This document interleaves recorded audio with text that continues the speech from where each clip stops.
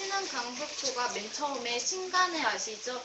아니요, 죄송합니다. 신민회예요, 신민회. 신민회가 교육계열과 이렇게 무장 독립투쟁을 하자는 계열이 함께 합쳐가지고 서간도 지역에 만든 학교입니다.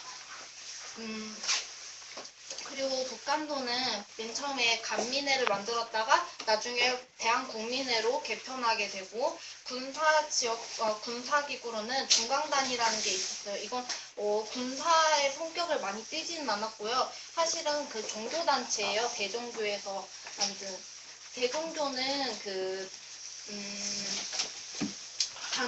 단군을 우리 시조 단군을 신으로 섬기는 그런 종교인데, 그 종교 단체에서 만든 그런 거라고 보시면 돼요. 그 중광단에서 북로군정서군을 만들고 대한독립군은 후에 같이 생겨가지고 동시대에 둘 다 활동을 해요. 우리 잘 알고 있는데 북로군정서군에서는 김홍도 장군, 그리고 대한독립군에서는 김자진 장군, 그렇게 홍범도 장군이랑 김자진 장군이 활동을 하죠. 서전서숙은 학교인데 잠깐 반짝 생겼다가 사라져요. 왜냐면 이 서전서숙은 이상설이라고 아시죠? 세그 특사에서 활동을 하는 그런 사람인데, 세그 특사로 나가기 전에 서전서숙을 만들어서 독립운동을 지원을 하다가 갑자기 헤이그 특사로 나가게 되고 막 이런저런 그렇게 되니까 서전서숙은 재정적 문제가 생겨가지고 문을 닫게 돼요. 사실 서전서숙은 10년대가 아니라 조금 이전에 만들어진 건데 같이 이렇게 보통 공부를 하는 경우가 있어요. 명동학교는 서전서숙이 문을 닫고 대체할 학교가 필요하잖아요. 그래가지고 새로 만든 학교이고요. 연해주 지역에서는 신안촌이라고 해서 이건 자치기구라기보다는 마을 통째로 이렇게 지칭하는 이름이 됐다고 해야 될 것 같고, 성명에는 여기 자리가 없어서 군사지역에다가 썼는데 군사기구는 아니고요. 이것도 자치랑 군사랑 그런 모든 것을 같이 이렇게 하는 단체라고 보면 될 거예요. 좀 하는 일이 딱 이렇게 이게 뭐다 하고 이러기가 좀 성명회가 나중에 권업회가 되고 나중에 대한광복군 정부를 만들어요. 그리고 이게 대한광복군 정부를 왜 만드냐면 이게 1914년에 만들거든요. 1904년에 러일 전쟁이 있었잖아요. 그래가지고 10주년이 되면은 다시 전쟁이 일어날 것이다. 그래가지고 거기에 나가가지고 같이 개입을 해야 된다 해가지고 만들었는데 사실은 일어나지가 않아요.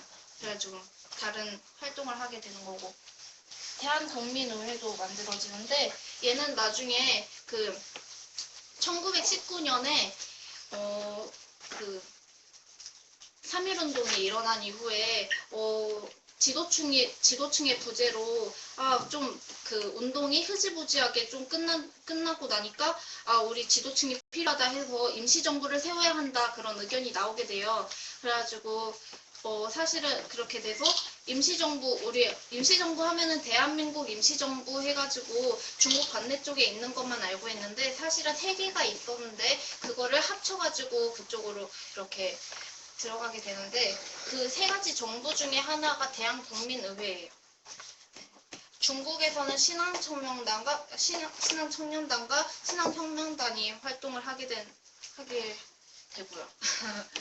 네, 20년대에는 이렇게 군사기구랑 그런 거를 다 만들어 놓고 본격적인 활동을 시작하게 됩니다. 그래서 수많은 게릴라전을 치르게 돼요. 게릴라전은 대놓고 이렇게 1대1로 막 싸우는 거라기보다는 이렇게 우리나라가 아직은 조금 세력이 작기 때문에 치고 빠지고 하는 그런 작전을 사용해서 싸우게 됩니다. 그래서 많은 성과를 거두게 돼요. 그 중에 하나가 봉오동 전투고요.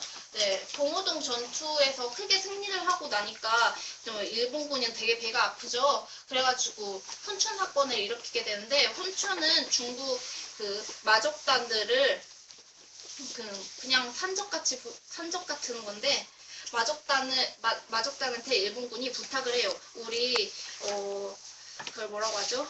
외국에다가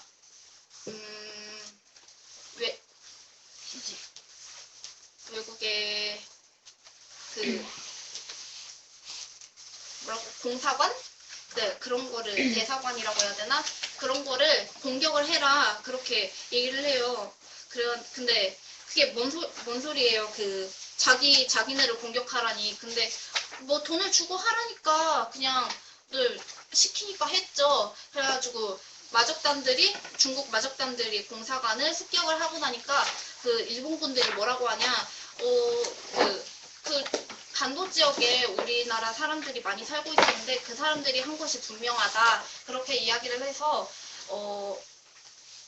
그 독립군들을 많이 쫓아와요. 많이 이렇게 공격을 하는데, 그 쫓기다가 거의 백두산 가까이 가가지고 전투를 크게 벌인 게 청산리 전투였는데, 거기서 또 우리나라 군대가 많이 승리를 하게 되죠.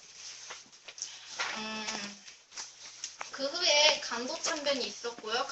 경신참변이라고도 하고, 간도참변에서 우리나라 사람들도 우리나라 군대도 피해를 많이 입지만 그 주위에 살던 주민들도 많이 피해를 입게 되고, 그렇게 많이 피해를 입게 되니까 그 자리에서는 계속 독립운동을 하기가 어렵잖아요. 그래가지고 조금 위쪽으로 올라가게 돼요. 그래서 밀산 집결을 하게 되는데, 밀산부 한흥동이라는 지역에서 밀산에서 집결을 합니다.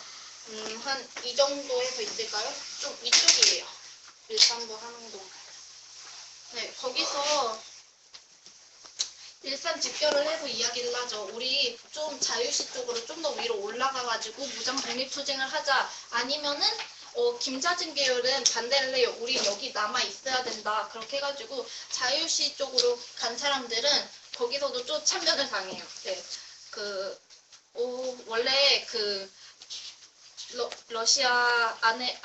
러시아 군대에 같이 소속이 돼서 지원을 해주겠다 했는데, 우리는 자체적으로 할 거다 해가지고 논쟁을 벌이다가 크게 다퉈서 자유시 참변을 하게 돼요. 그리고 이렇게 피해가 막중하다 보니까 이렇게 다시 산부를 통합해가지고 우리 힘을 합쳐가지고 다시 해야겠다 해가지고 만들어졌는데, 그게 참의부, 정의부, 신민부예요. 그래가지고 참의부, 정의부, 신민부로 활동을 하다가 미스야 협정으로 또 크게 피해를 보게 됩니다. 미스야 협정은 잠깐만요.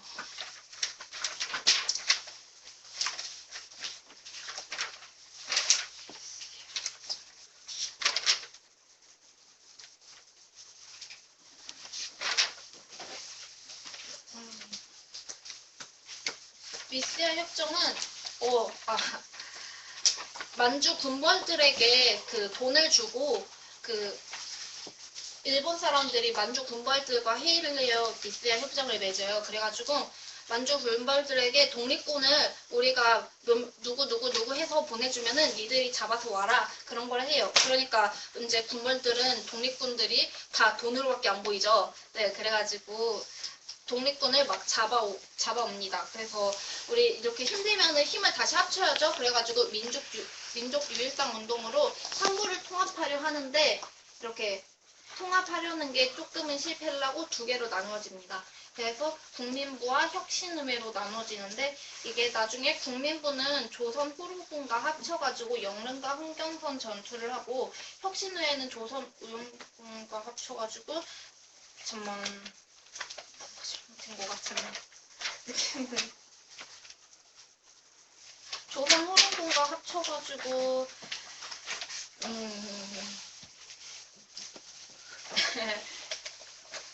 조선 호로군과 합쳐서 쌍성부 대전자령 전투를 하고요. 조선 의용군과 합쳐가지고 영릉과 흥경성 전투를 하게 됩니다. 30년대로 넘어가 보겠습니다. 30년대는 이것도 거의 30년대 초반에 있던 일이고요. 그리고 30년대 그 중국 관내 지역에서 일어났던 독립운동에 대해서 알아보겠습니다. 민족 유일당 운동이 있었는데요. 여기는 특히 시험에 많이 나오는 부분이니까 조금 지루하지만 잘 보셨으면 좋겠습니다. 민족 유일당 운동인데요. 의열당, 한국독립당, 조선혁명당 이렇게 이게 세 빅3고요. 이 외에도 여러 가지 단체가 같이 합해집니다. 그래가지고 이거를 다 통합을 해서 민족혁명당을 만듭니다. 근데 이거는 사실 좌파와 우파가 합쳐가지고 만든 건데 의열단에서 조금 힘을 많이 써요. 그래가지고 좀 좌파의 성격을 많이 띠게 되니까 한국독립단이랑 조선혁명당이 다시 빠져나오게 됩니다. 네. 그래가지고 국민당은 김구의 세력인데요. 국민당과 같이 연합해가지고 한국광복운동 단체 연합회를 만들게 되고요. 그리고 민족혁명당은 나머지 잔류 세력을 조금 더 끌어모아가지고 다시 이렇게 조선민족전선연맹을 만듭니다. 앞으로 이렇게 반절 이렇게 나눠진 세력은 이쪽은 우파, 민족주의 계열이고 여기는 사회주의 계열 좌파라고 보시면 되겠습니다. 네, 여기 이 연맹에서 조선민족전선연맹에서 만든 군대는 조선의용대예요. 그리고 한국광복단체연합회에서는 이걸 모두 통합해서 한국독립당이라는 큰 단체를 하나 만듭니다. 그리고 이 아래에서 산하 군대로 한국광복군이 창설됩니다. 지청천 장군 잘 아시죠? 네.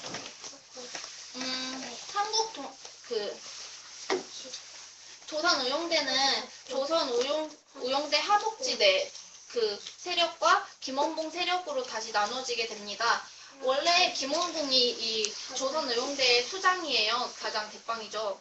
네, 근데 한 80%인 조선의용대 화북지대로 이렇게 사람들이 빠져나가요. 김두봉과 함께요. 근데 이 사람들은 더 활발한 이렇게 활동을 원했는데 사실 얘가 막 그렇게 활발하게 활동을 하지 않으니까 이렇게 우리는 화북지대로 가서 더 열심히 이렇게 운동을 할 거다 하고 가고 김원봉과 나머지 잔류 세력들은 한국광복군에 투입이 됩니다. 그래서 한국광복군 또한 좌우 합작을 하는 그런 성격을 가지고 있다 보시면 되겠는데요. 나중에 조선의용대 화북지대는 독립군대 의용군이 돼가지고 네, 예난에서 활동을 하게 됩니다. 그리고 한국광복군은 중국 국민당과 함께 손을 잡고 네, 많은 운동을 하게 되는데요. 대표적인 활동 중에서는 대일선전포고를 하는 게 있습니다. 네, 대일선전포고는 이제 거의 이게 30년대 말 정도, 40년대 초 정도 됐는데요. 거의 일본이 기울어가는 그런 네, 상황이었고, 이제 우리가 다시 광복을 맞을 거다 해서 대일선전포고를 하고 영국과 연합해서 인도 미얀마 전선에 뛰어들어가지고 이렇게 싸우는 거구나 하고 다시 이렇게 좀 경험을 하기도 하고 미국에서 OSS와 연계를 해서 이렇게 훈련을 많이 합니다. OSS는 현재 CIA 뭐 그런 거에 시초가 되었다고 하면 되고요. 그리고 국내 이렇게 많은 훈련을 거쳐가지고 국내 진공작전을 계획하는데요.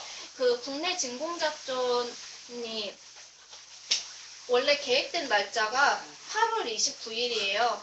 근데 우리나라 그건 언제죠? 광복일은? 8월 15일이죠? 네. 일본이 일찍 항복을 해버리기 때문에 8월 29일에 계획된 이 국내 진공작전은 실패하게 됩니다. 그래서 김구 선생이 딱 광복이 되고 나니까 아 슬프다 막 그렇게 막 그 지문에서 많이 볼 수 있잖아요. 네, 그렇게 그런 활동을 이렇게 하게 됩니다. 네, 여기까지 하도록 하겠습니다. 감사합니다.